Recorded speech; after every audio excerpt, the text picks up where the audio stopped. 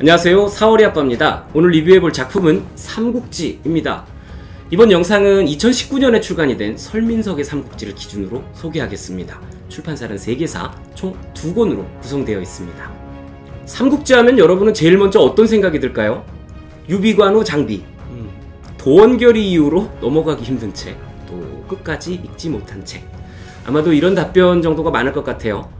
이번 리뷰는 총 5부로 나눠서 삼국지의 전체 이야기의 흐름을 따라가면서 에피소드를 소개하는 방식으로 진행할까 합니다.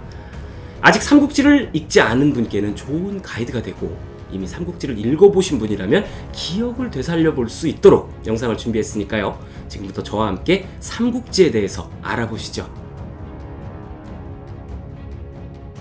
중국의 4대 기서라고 하면 삼국지, 수호지, 서유기, 금병매를 들 수가 있는데요. 그 중에도 가장 방대하고 깊이가 남다른 대서사시가 바로 삼국지입니다. 삼국지에는 여러 리더들의 고민과 처세, 그리고 인생을 살아가면서 맞부딪히게 되는 문제들에 대한 해결 방식이 담겨 있습니다. 뿐만 아니라 인생사 세옹지마 등 중국의 고대 역사 속에서 배울 수 있는 모든 이야기들이 세세하게 다뤄져 있는데요. 즉, 이 시대의 젊은이들은 물론 대한민국의 모든 국민이 익혀 응용할 수 있는 슬기와 지략이 담긴 바이블이라고 하면 좋겠어요.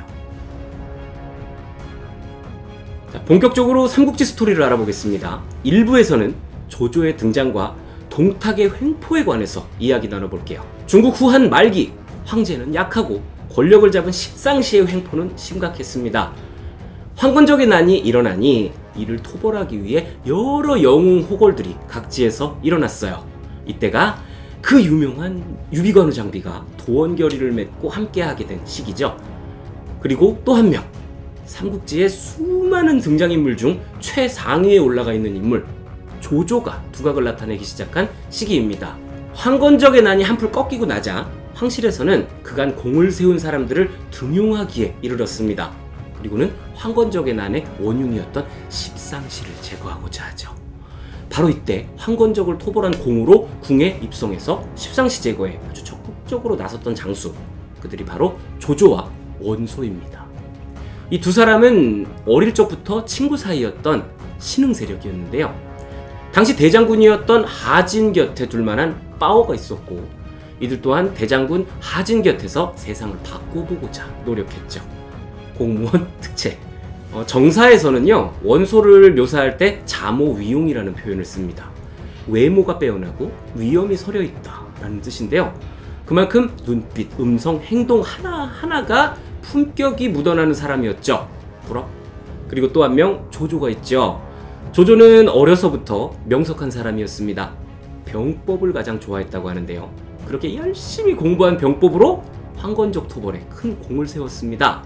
대장군 하진은 십상시를 제거하기 위해 유력 호족인 동탁을 궁으로 불러들일 계획을 세웠습니다. 이 삼국지 스토리에서의 본격적인 굵은 이야기가 시작되는 순간이죠. 대장군 하진은 조조를 불러서 먼저 이 계획을 설명을 했습니다. 조조는 절대 안 된다고 반대를 했죠. 그랬으면 내용은 확 달라졌겠죠. 하지만 하진은 조조의 의견을 깔끔하게 무시해주고 동탁에게 지원을 요청했습니다. 그리고는 곧장 십상시들의 손에 죽었어요. 대장군이 죽자 원소와 조조는 군사를 일으켜 십상시를 토벌하기 시작했죠. 소수정예의 부대를 이끌고 궁으로 쳐들어가서 아주 작사를 내놨습니다. 수염 없는 자들은 모두 죽여라. 헐, 환관들을 모두 도륙하겠다, 이런 멘트인 것 같은데 오해할 만하죠. 궁궐에는 미성년 관료도 있고 수염이 원래 안 나는 사람도 있었을 거 아니에요. 그래서 그 난리통에 바지를 벗어서 보이면서 나 환관 아니에요 라면서 목숨을 지킨 사람들까지 있었다고 하네요. 이렇게 십상시를 몰아내는데 성공한 한나라 황실. 하지만 일이 생각과는 다르게 흘러갑니다. 이 십상시를 제거하긴 했지만 이미 대장군 하진이 유력 호족인 동탁한테 도와달라고 카톡 보냈잖아요. 동탁이 궁으로 오고 있었습니다. 통닭이 아니고 동탁입니다. 십상시 제거 작전 중에 궁 밖으로 나오게 된 황제와 황제의 배다른 동생이 지나가던 동탁과 만났습니다. 처음에는 황제인지 몰랐어요. 막 난리를 뚫고 나오느라고 옷도 찢어지고 막 얼굴에 흙 묻고. 근데 자세히 보니까 황제가 입는 옷인 용포를 입고 있네요. 야, 너 황제냐? 그렇습니다. 막상 황제를 보니까 애가 좀 그래요. 오호. 그렇게 동탁은 황제를 구출했다는 명분을 세우면서 당당히 군사를 몰고 궁궐로 들어왔습니다. 결국엔 황제를 독살하고요. 길에서 함께 만났던 배다른 동생인 진류왕을 새로운 꼭두각시 황제로 앉혀서 본격적인 국정농단을 시작하게 됩니다. 과연 동탁이 어떻게 했길래 폭군이란 소리를 듣는 걸까요? 광고 한 편 보고 와서 계속 이어가겠습니다. 안 나올 수도 있어요. 권력을 잡은 동탁은 마치 한 마리의 날뛰는 야수와도 같았습니다. 황제가 머무를 궁궐에 아무 때나 들이닥쳐서 궁녀들을 겁탈하고 용상에서 잠을 자기도 했습니다. 게다가 무고한 백성들을 죽이고 약탈도 서슴지 않았어요. 어느 날 동탁이 도적대를 때려잡겠다라는 명분으로 군사를 대동해서 지방 순찰에 나섰다가 근처 백성들이 봄 축제를 즐기는 모습을 봤습니다. 그러자 동탁은 쟤들 먹고 살만한가 보다. 축제를 하고 있네. 이런 나라의 좀 같은 것들. 이라고 말하며 그들을 학살했습니다. 무려 1000명의 남자의 목을 잘라서 수레바퀴에다가 달고 궁으로 돌아온 건데요. 이를 본 백성들은 얼굴이 하얗게 질렸고요. 궁 안의 관리들 역시 말을 잇질 못했습니다. 그렇다면 이토록 폭정을 펼치고 있는 동탁한테 불만을 품은 세력이 있었을 텐데요. 왜 그를 죽이지 못했을까요? 바로 여포라는 양아들이 동탁을 늘 그림자처럼 경호했기 때문입니다. 이 많은 이들이 삼국지에서 싸움 잘하는 사람으로 여포를 꼽을 만큼 압도적인 무공 실력을 가지고 있는 인물인데요. 제 영상 댓글창에도 키보드를 무기로 삼은 여포들이 심심치 않게 등장합니다. 웃프죠? 삼국지에 등장하는 여포라는 인물은요, 훗날 관우가 타고 다니게 될 유명한 적토마를 타던 당대 최고의 무장이었습니다. 자, 그렇다면 이 상황에서 조조는 어떻게 지내고 있었을까요? 네, 일단 저항하지 않고 동탁에게 납작 엎드려서 그의 신임을 얻으며 하루하루 공무원 생활을 열심히 이어가고 있었습니다. 조조 하면은 꽤, 지략, 달변가라는 수식어가 따라붙죠? 용맹보다는 지략, 숫자보다는 전투력. 전쟁의 반칙이 어딨어, 이기면 그만이지. 이렇듯이 과정보다는 결과를 중시했던 그는 명분보다는 이익에, 의리보다는 현실에 집중했던 피도 눈물도 없는 극단적 현실주의자였습니다. 게다가 조조는 환관의 수양아들의 자식이라는 치명적인 콤플렉스를 안고 있었는데요. 돈과 권력은 있지만 환관의 자식이라는 나쁜 이미지, 요거는 그의 행보에도 적지 않은 영향을 미친 것으로 보입니다. 정통성과 명분을 중시하던 소설가 나관중이 조조를 간우, 다시 말해서 간사한 영웅이라고 깎아내린 데는 이런 조조의 신분상의 이유가 한몫했을 듯해요. 원전에 의하면 한 관상가가 조조의 미래를 점쳤는데요. 조조의 얼굴을 딱 본 그가 돌직구를 날렸습니다. 평세에는 능신이나 난세에는 간웅이 될 상이로다. 당신은 명백한 난세였으니까 결국 간사한 영웅이라는 거죠. 이런 말을 들으면 화가 날 만도 한데 오히려 조조는 박장대소하며 껄껄 웃었다고 합니다.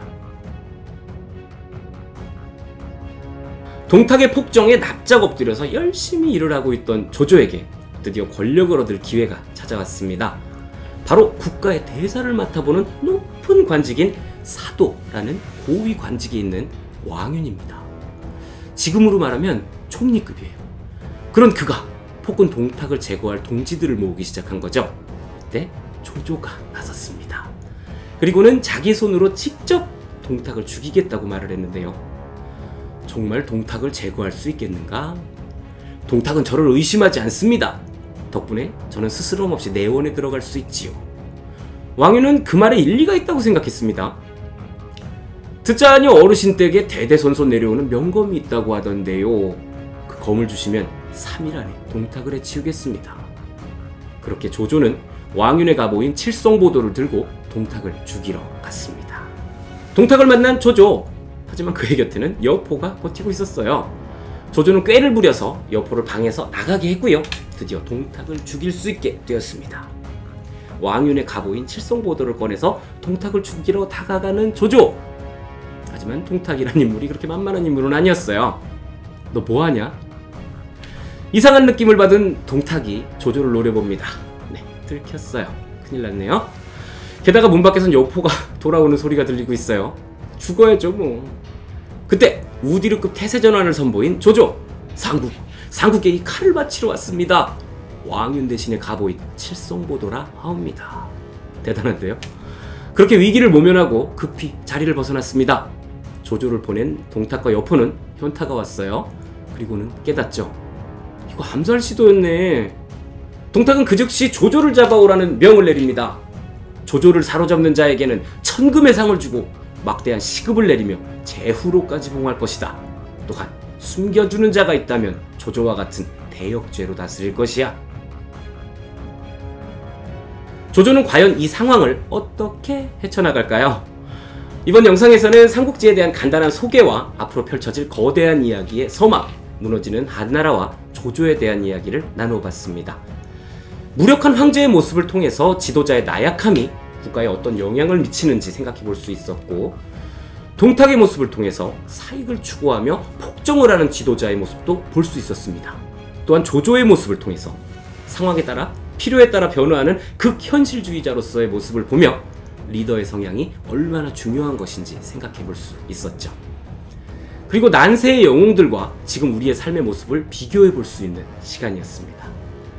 다음 편에서는 드디어 일어난 저항군, 반동탁 연합군의 이야기를 알아보겠습니다. 즐겁게 감상하셨다면 구독, 좋아요, 알림 설정까지 꼭 부탁드리겠습니다. 감사합니다.